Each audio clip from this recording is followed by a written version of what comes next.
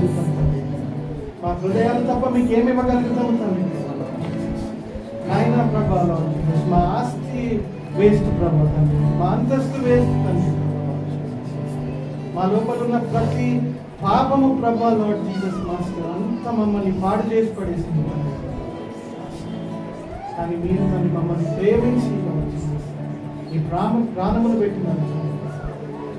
Lord, you took the pain of Father Lord Jesus Christ.